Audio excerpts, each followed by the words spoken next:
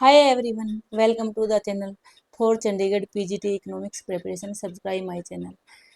मैं doctor Reena economics studies पर नया बैच लॉन्च कर रही हूँ, जिसमें हम चंडीगढ़ पीजीटी इकोनॉमिक्स की प्रिपरेशन करेंगे। इस बैच के रिगार्डिंग अगर आपको कोई भी इंफॉर्मेशन चाहिए तो इस नंबर पर कॉन्टैक्ट करें।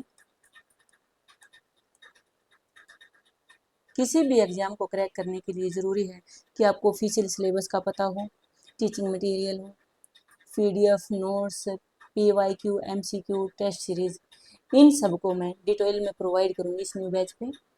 और आज पीजीटी इकोनॉमिक्स की फर्स्ट क्लास है, जिसमें हम करेंगे इंट्रोडक्शन ऑफ इकोनॉमिक्स। और इस क्लास को स्टार्ट करने से पहले एक क्वेश्चन है कि आपके पास पैसा है, टाइम है, रिसोर्सेज है, फिर भी आपको चूज करना पड़ता है। क्यों एक चीज़ को चूज करने के लिए आपको अनदर थिंग्स का, दूसरी चीज़ का गिव अप करना पड़ता है। This is the essence of economics, scarcity and choice. इन सब चीज़ों को हम आज डिटेल में डिस्कस करेंगे। तो चलिए स्टार्ट करते हैं। जैसे चंडीगढ़ पीजीटी इकोनॉमिक्स में का ये सभी सब्जेक्ट होंगे: micro, macro, GD, public finance, international, Indian and states. Micro economics में आज आज फर्स्ट क्लास है, जिसमें हम आज करेंगे माइक्रो इकोनॉमिक्स का introduction, central problem of an economy. ये मोस्ट इंपॉर्टेंट पॉइंट है। यहाँ से 2024 में क्वेश्चन आए थे, इसीलिए आप इसको बिल्कुल भी स्किप मत करना। Meaning and definition of economics, इसको रियल लाइफ एग्जाम्पल से समझिए। रिया है, उसके पास वो चाहती है आइसक्रीम हो, उसके पास टॉफ़ी भी हो, टॉयज भी हो, बुक्स भी हो। उसकी वांट्स क्या है? अनलिमिटेड है, लेकिन उसके पास सिर्फ 100 रुपीज़ है। तो resource scarce scarcity of resources है। इसीलिए उसको अगर वो आइसक्रीम, टॉय खरीदती है तो उसको बुक का गिव अप करना पड़ेगा। Scarcity create choice. स्कार्सिटी के कारण उसको चॉइस करनी पड़ेगी कि अगर वो आइसक्रीम, टॉय खरीदती है तो उसको बुक्स का गिव अप करना पड़ेगा। तो वो बुक्स उसके लिए क्या होगी? अपॉर्चुनिटी कॉस्ट होगी। तो ऐसे फैमिली में है, family scarcity of time, money, land, resources, ये सब फेस करती है। इसीलिए इकोनॉमिक्स एक साइंस है जो स्टडी करती है ह्यूमन बिहेवियर को as a relationship between ends and scarce, means which have alternative uses. ये रॉबिन्स की मोस्ट इंपॉर्टेंट डेफिनेशन है, जो 1932 में दी गई थी। आप अनदर एग्जाम्पल लीजिए। एक फार्मर है, वो वीट एंड राइस दोनों प्रोड्यूस करना चाहता है, लेकिन उसके पास लैंड है, वो तो लिमिटेड है, वो दोनों चीज़ प्रोड्यूस नहीं कर सकता। अगर वह वीट प्रोड्यूस करता है तो उसे राइस का गिव अप करना पड़ेगा, और वो राइस उसकी अपॉर्चुनिटी कॉस्ट होगी। और अगर गवर्नमेंट टैक्स कलेक्ट करती है, वो रोड बनाती है, स्कूल बनाती है उसे, तो ये क्या होगा? रिसोर्स का एलोकेशन। ये हुआ रिसोर्स एलोकेशन। इसीलिए economics is about making choices with limited resources to satisfy unlimited wants. इसलिए इकोनॉमिक्स क्या है? Study of how individual, household, firm, society make choices to allocate scarce resources. Resources तो limited है, shortage है उनकी, और wants क्या है? अनलिमिटेड है, to satisfy unlimited wants. Economics study how rational agent allocates scarce resources under constraint to maximize welfare। तो economics study करता है कि जो रैशनल एजेंट है वो इन स्कार्स रिसोर्सेज को कैसे प्रॉपर एलोकेट करें गिवन कंस्ट्रेंट। कंस्ट्रेंट क्या है? कि लिमिटेड रिसोर्सेज हैं, इनका ये स्कार्स रिसोर्सेज हैं, इनका प्रॉपर एलोकेशन कैसे करें कि वो अपना मैक्सिमम वेलफेयर कर सके। स्कार्सिटी है चॉइस, और फिर इसका अपॉर्चुनिटी कॉस्ट। इसलिए economy exist because of two basic fact. क्या है? फर्स्ट है कि ह्यूमन वांट्स है, गुड्स एंड सर्विसेज के लिए वांट्स क्या होंगी? अनलिमिटेड है। हमारी वांट्स गुड्स एंड सर्विसेज के लिए अनलिमिटेड है, लेकिन जो प्रोडक्टिव है, सेकेंडली जो productive wish to produce goods and services, जो ये गुड्स और सर्विसेज प्रोड्यूस करने हैं, वो तो रिसोर्स तो सीमित हैं, लिमिट है। और फादर ऑफ इकोनॉमिक्स कौन है? Adam Smith. एडम स्मिथ को फादर ऑफ इकोनॉमिक्स कहा जाता है। और लेकिन मॉडर्न इकोनॉमिक्स का फादर है Alfred Marshall. And father of macro economics, ये तीनों अलग अलग हैं। Father of economics Adam Smith, father of modern economics Alfred Marshall, father of macro economics John Maynard Keynes. और एफ्लुएंट सोसाइटी बुक किसके द्वारा दी गई है? J.K. गैलब्रेथ। और फादर ऑफ वेलफेयर इकोनॉमिक्स है A.C. पिगू। इसीलिए जो फैमिली भी स्कार्सिटी फेस करती है, तो इसीलिए जो स्कार्सिटी है वो एग्जिस्ट करती है इंडिविजुअल, फैमिली और नेशनल, हर लेवल पे एग्जिस्ट करती है। तो स्कोप क्या है इकोनॉमिक्स के? कि micro economics, macro economics. Micro economics में क्या स्टडी करते हैं हम? इंडिविजुअल यूनिट का स्टडी करते हैं, जैसे कंज्यूमर, फर्म, मार्केट, इन सब को स्टडी करना है, तो ये सब इंक्लूड होता है माइक्रो इकोनॉमिक्स में। Theory of consumer behaviour, production, cost, market structure, ये सब इंक्लूड होता है। आप एग्जांपल लीजिए एक सिंगल फर्म का, कि जैसे जियो का एग्जांपल लीजिए, रिलायंस जियो एग्जांपल है कि what should be the price of 5G data, कि 5G डाटा का प्राइस क्या होना चाहिए, how many customers to target, कितने कस्टमर्स को टारगेट करना है, और should they use more labour और मोर मशीन, क्या उसके लिए उसको मोर लेबर का यूज करना है कि मोर मशीन का यूज करना है। तो ये सब क्या है, क्या शो कर रहे हैं? डिमांड को, कॉस्ट को, रिवेन्यू एंड प्रॉफिट मैक्सिमाइजेशन, ये सब क्या है? माइक्रो कंसेप्ट है। अनदर है मैक्रो इकोनॉमिक्स, जिसमें हम स्टडी करते हैं aggregate, national income, employment, inflation. जब हमें इन सब को एग्रीगेट हमें जब अब स्टडी करना होता है तो मैक्रो इकोनॉमिक्स का यूज करते हैं। जैसे केंजियन थ्योरी में monetary policy, fiscal policy. Example लीजिए आरबीआई की मॉनेटरी पॉलिसी का। जैसे आरबीआई रेपो रेट चेंज करती है इन्फ्लेशन को कंट्रोल करने के लिए और इकोनॉमी को बूस्ट करने के लिए, ग्रोथ के लिए। ये अफेक्ट करेगा हमारी एंटायर इकोनॉमी को, aggregate demand, money supply, interest rate को। इसीलिए जब हमें इंडिविजुअल यूनिट को अगर स्टडी करना है तो माइक्रो वो इंक्लूड होता है माइक्रो इकोनॉमिक्स में। और अगर हमें एग्रीगेट को स्टडी करना होता है तो हम यूज करते हैं मैक्रो इकोनॉमिक्स का। अब इनको समझिए कि माइक्रो इकोनॉमिक्स और मैक्रो, अगर स्टडी और स्कोप क्या है माइक्रो का, कि पार्शियल इक्विलिब्रियम यूज करते हैं इसमें, मैक्रो में करेंगे जनरल इक्विलिब्रियम। और पार्शियल इक्विलिब्रियम और जनरल इक्विलिब्रियम। वेरिएबल क्या होंगे? वेरिएबल है माइक्रो में क्या variable? Individual unit, economic agent. और मैक्रो में करेंगे हम aggregate variable, national income, GDP, unemployment. इसकी एजम्पशन क्या होंगी? सेट्रेस पेरिबस। और माइक्रो की सेट्रेस पेरिबस, और मैक्रो की होंगी aggregate of all units. Tool हैं इसके माइक्रो इकोनॉमिक्स के, डिमांड, सप्लाई, डिफरेंस कर्व, आइसेक्वेंट। और मैक्रो के होंगे ISLM, ADAS, national income accounting. अब पॉलिसी लीजिए, पॉलिसी कौन कौन सी होंगी माइक्रो इकोनॉमिक्स में? Price control, taxation on specific goods, इसकी होंगी मैक्रो में इंक्लूड होंगी physical policy, monetary policy. Example लीजिए आप इंडिविजुअल, जैसे हमने अब ये इसमें एग्जाम्पल लिया था कि रिलायंस एक सिंगल फर्म का, कि जिसमें हम इंडिविजुअल यूनिट, कंज्यूमर, फर्म, जैसे हमने यहाँ पे किया था कि सिंगल फर्म का अगर हमें फाइंड आउट करना, स्टडी करना है तो माइक्रो में इंक्लूड होगा। और जब एग्रीगेट का, जैसे आरबीआई की मॉनेटरी पॉलिसी को हमने स्टडी किया करना है तो वो मैक्रो में इंक्लूड होगा। अब पॉजिटिव, नॉर्मेटिव और वेलफेयर इकोनॉमिक्स में क्या डिफरेंस है? तो पॉजिटिव इकोनॉमिक्स हमें बताता है व्हाट इज, और normative economics what ought to be. जैसे हमारा एग्जाम्पल लीजिए कि हमारा अनएम्प्लॉयमेंट रेट 6.7% है, तो ये क्या शो करता है?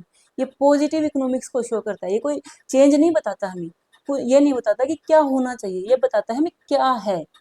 तो जब हमें फाइंड आउट, हमें करना है व्हाट इज, तो उसके लिए वो होता है पॉजिटिव इकोनॉमिक्स में इंक्लूड।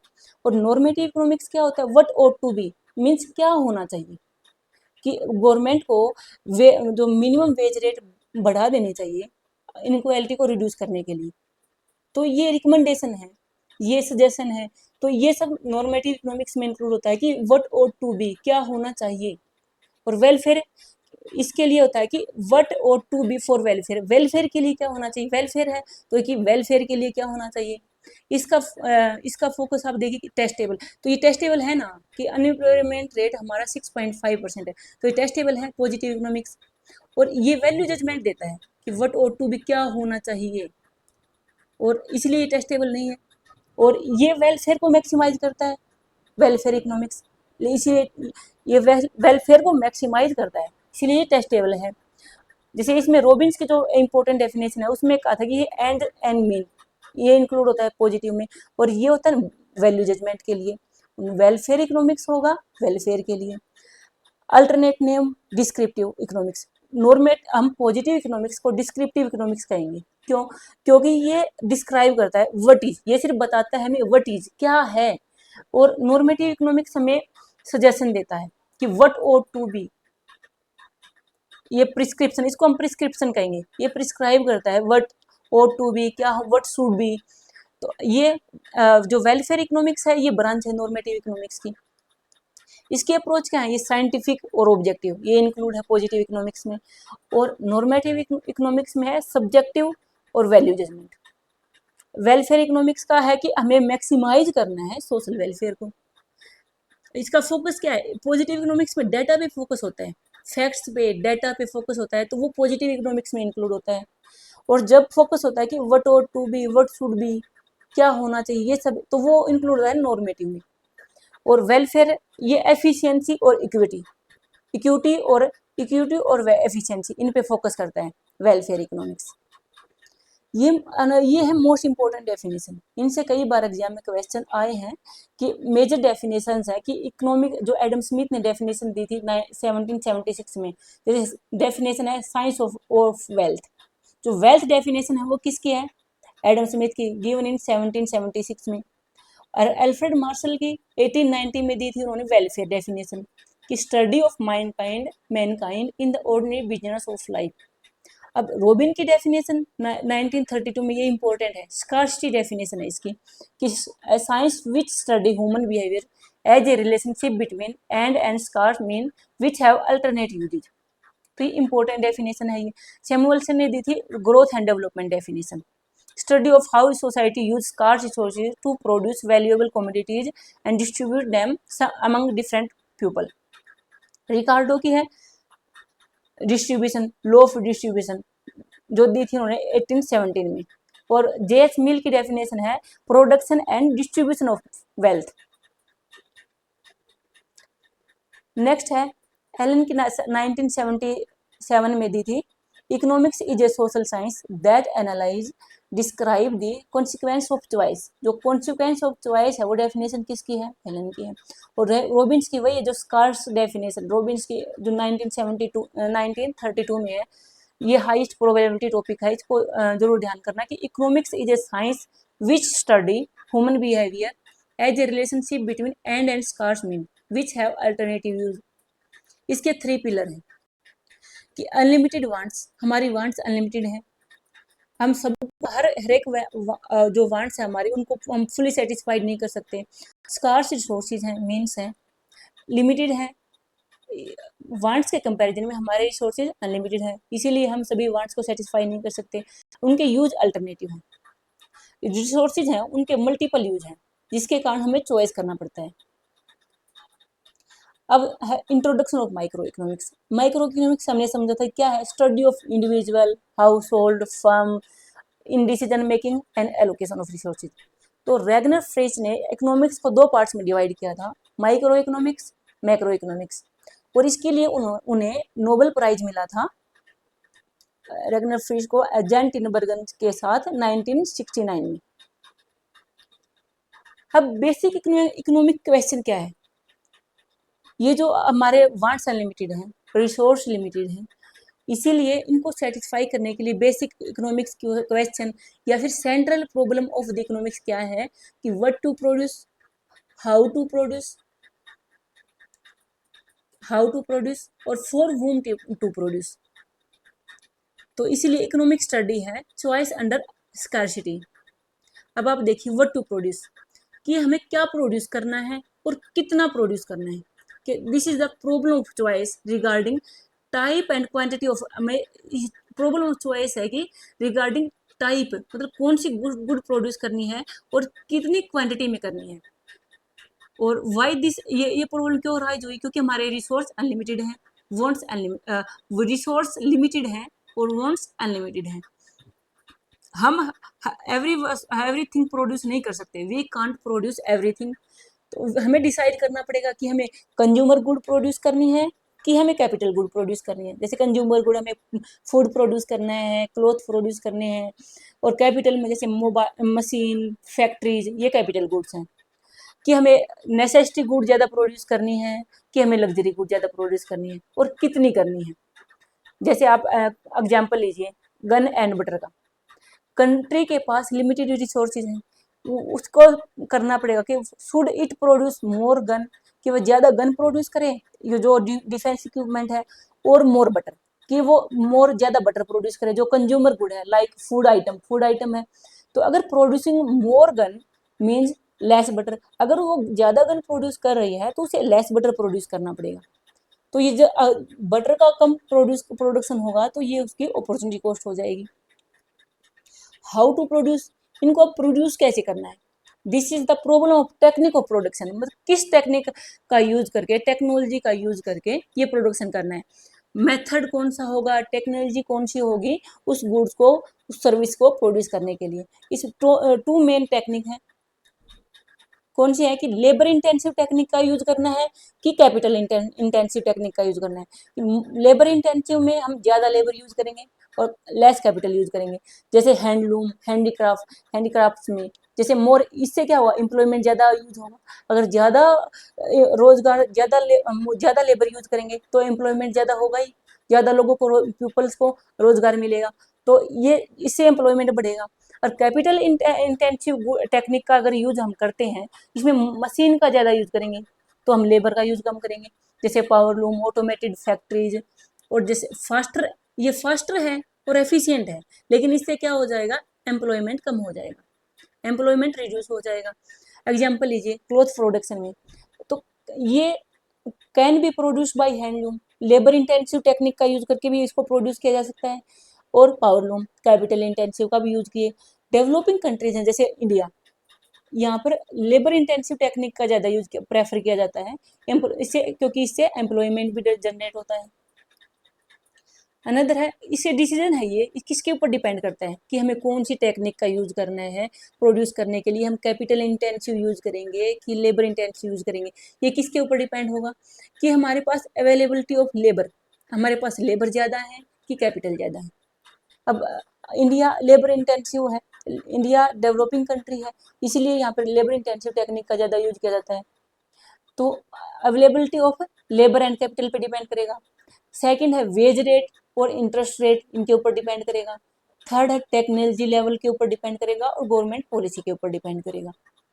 नेक्स्ट है फॉर वूम टू प्रोड्यूस, किसके लिए प्रोड्यूस किया जाएगा, व्हाट टू प्रोड्यूस, कितना, क्या प्रोड्यूस करना है, कितना करना है, हाउ, किसके लिए करना है।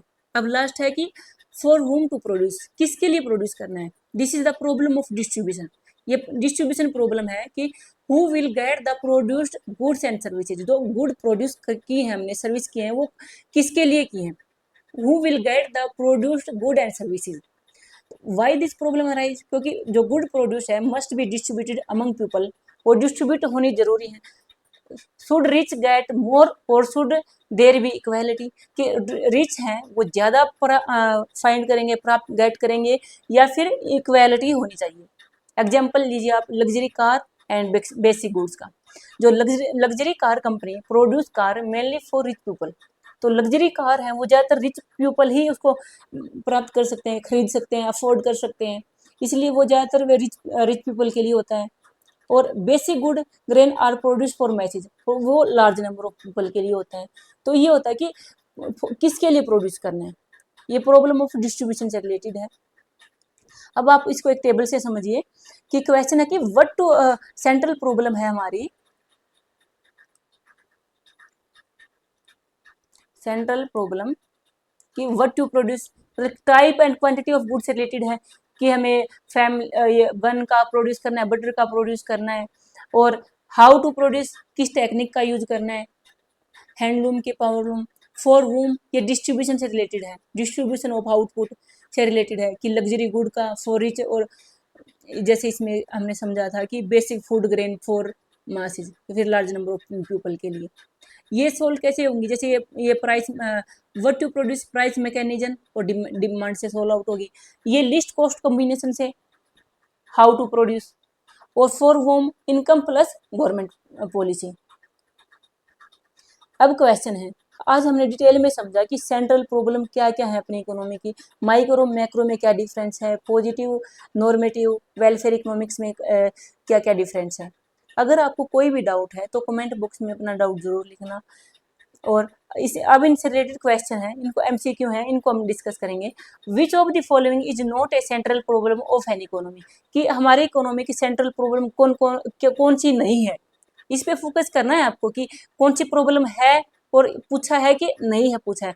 नॉट ए सेंट्रल प्रॉब्लम, तो हमारी सेंट्रल प्रॉब्लम कौन कौन सी थी, what to produce, how and for वोम।